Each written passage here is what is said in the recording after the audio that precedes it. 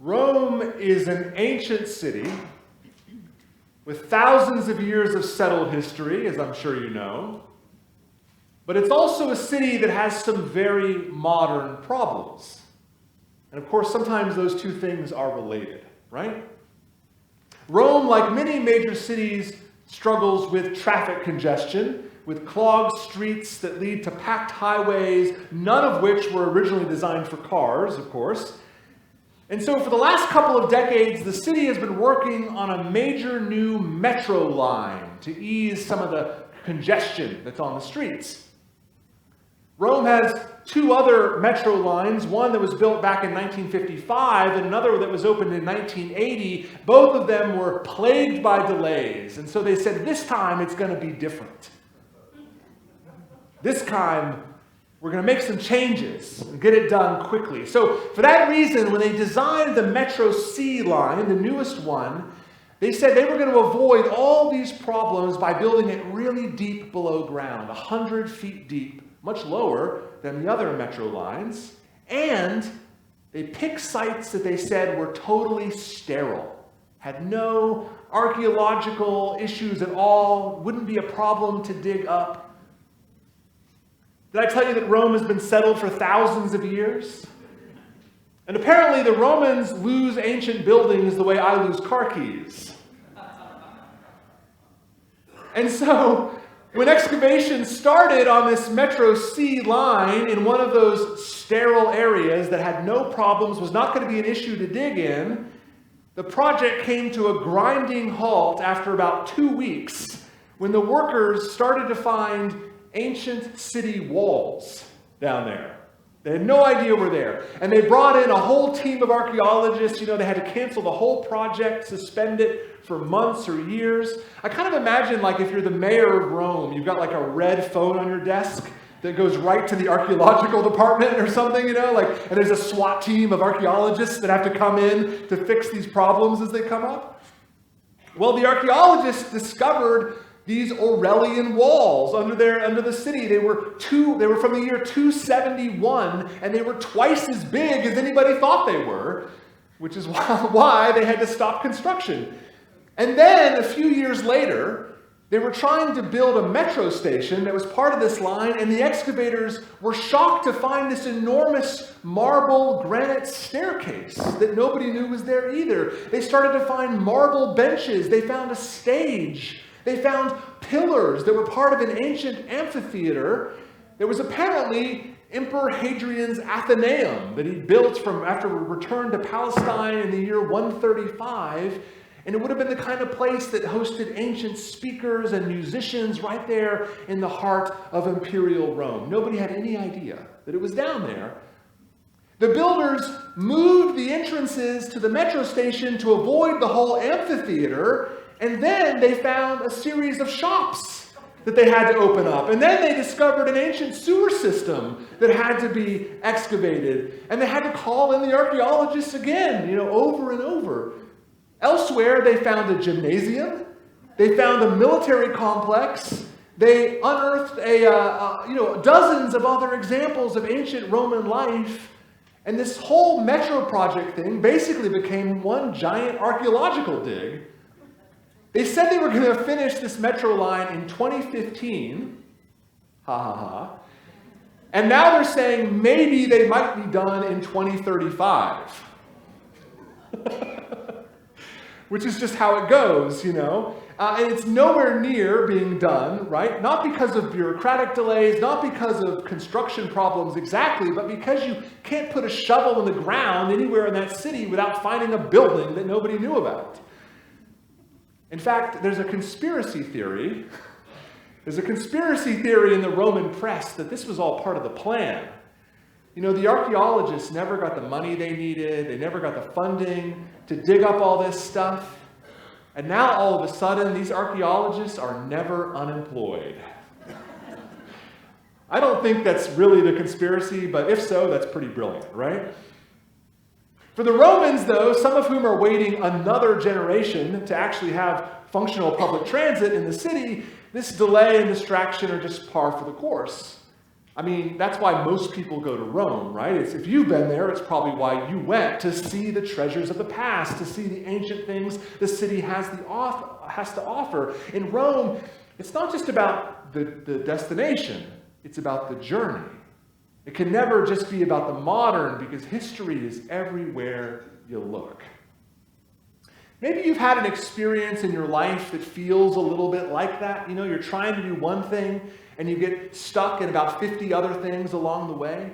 You set out to accomplish a task and you end up distracted by other things. I mean, maybe that's just a typical day at home for you. You go to get something from the kitchen and somehow you find yourself cleaning the dining room while you're going to do that. And then you're cleaning the dining room and you see the weeds in the backyard you got to take care of, and you end up doing that. And in the end, you forget why you were even going in the kitchen in the first place. This is how our lives go. Life is like that. Life is like that metro project. We start with the best intentions of getting something done, of getting something new done in our lives, and we end up distracted. But maybe it's unfair to categorize everything as a distraction. Sometimes the journey is the destination. Sometimes it's what happens to us on the way to something that really makes the journey meaningful. Pilgrimage is like this, right? That's the point of doing a pilgrimage. When we go on a pilgrimage, we're not just going to the place, we are going on a journey to that place. In Spain, just to give you one example of what I mean, there's this ancient pilgrim road called the Camino de Santiago. You may have heard of this. It runs for hundreds of miles across northern Spain to the shrine of St. James up in the northwest in Galicia. Little pro tip, you can just drive to the shrine. That's a thing you can do. You can just drive to the shrine and walk out, get a taxi, walk right into it. But doing that kind of misses the point. The pilgrimage was never about the shrine. It's about how we prepare to get there. It's about the things that happen in the pilgrim on the way to the destination. The pilgrimage is about preparing us. It's about what happens to ourselves when we wake up in the morning and you see the morning sun on your pilgrimage route, and it makes you reflect on how beautiful it is to be alive, the blessing of God's creation. It's about how you're walking along and you see the birds, and the birds remind you of something Jesus said, right?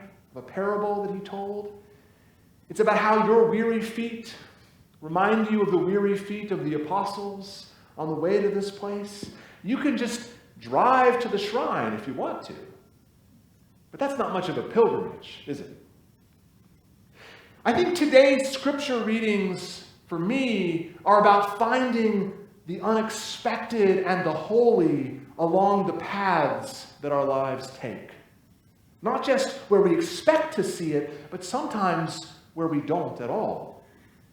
In the gospel this morning, Mary and Joseph make the weary trip to Jerusalem. They go on their pilgrimage, right, to the temple for Passover to do the kinds of rites and rituals they need to do, and they head back home, and they are fixated on the destination. They've been there, they're going back. And they're so fixated on the destination, on the next step, on the journey, on getting home, that they lose something. Or actually someone along the way. The young Jesus is nowhere to be found, and when Mary suddenly decides to take a head count, she realizes that Jesus is AWOL. He's gone. When the festival is ended, we hear they started to return, and the boy Jesus stayed behind in Jerusalem, and his parents didn't know it.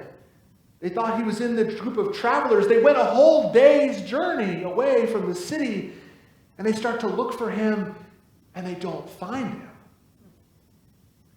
This is probably a very relevant story. Like, we've all experienced something like this, that it has that feeling of losing your kid at the mall or the grocery store.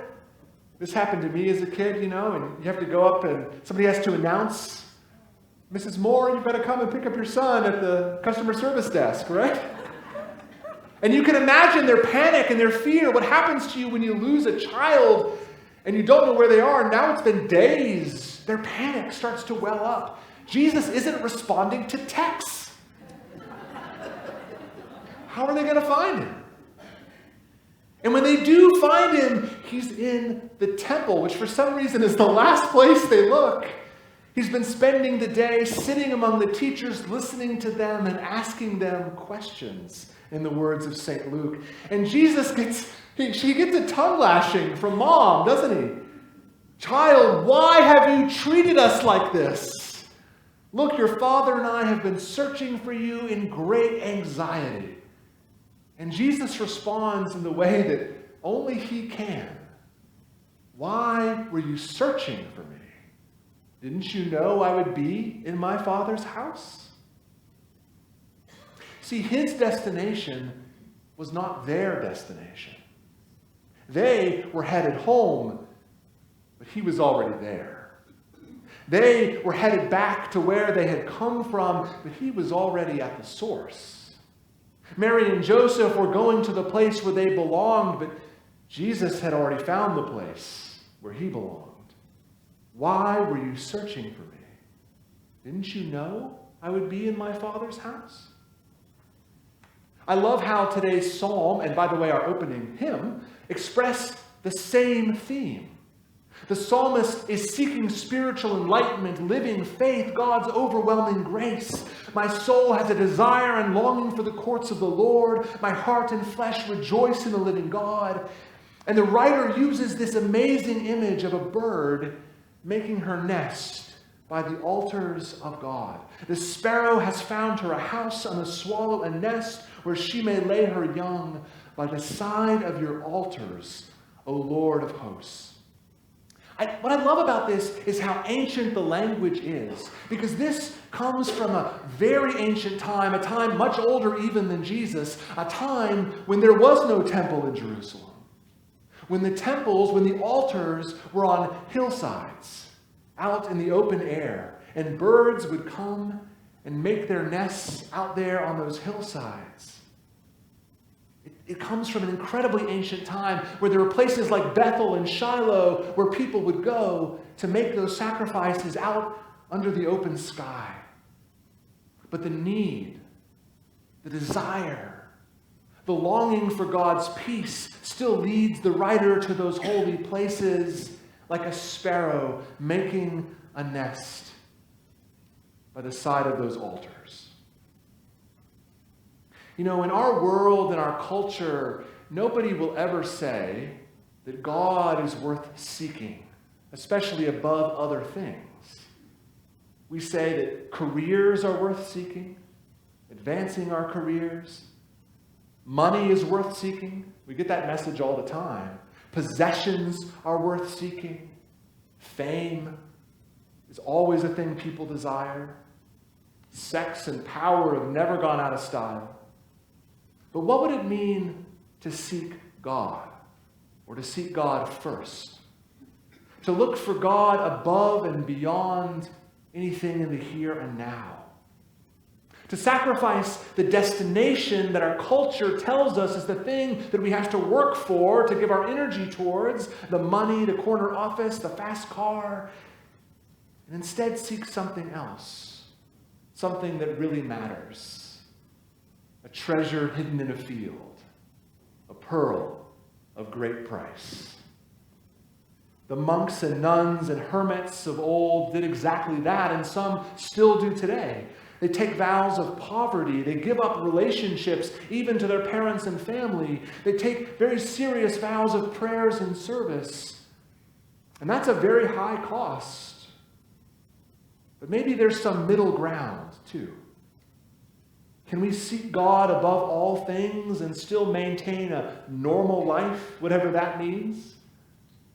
Probably not. Because the way that God transforms us is anything but normal. But we can still be in the world, but not of the world, if God gives us the grace to do so. I think our spiritual journey in life is, I hope, kind of like that metro project in Rome. You know, you have an end goal in mind, a place you want to get to, but in the meantime, there have been a lot of wonderful discoveries along the way. What a shame it would have been to bulldoze countless treasures just to get from point A to point B a little bit faster. in life, I hope you find the real treasure is not the destination, the goal, the endpoint that life tells you or that our culture tells you, but rather the path you took along the way. Maybe the real goal is not an end at all, but to find God, to find home, to find our Heavenly Father's house, however we understand that, along the way we're walking already. Maybe life itself is a kind of pilgrimage, and we know where that journey must end. But in the meantime, isn't it worth rejoicing each and every day in the places where we can find God? Where will we find the holy unexpectedly today? Holy One, even if our paths are winding, and even if they are long, and even if they take us to unexpected places, draw us to yourself, because you are never far from us, that where you are, we may be also, and we may rest in you. In your holy name.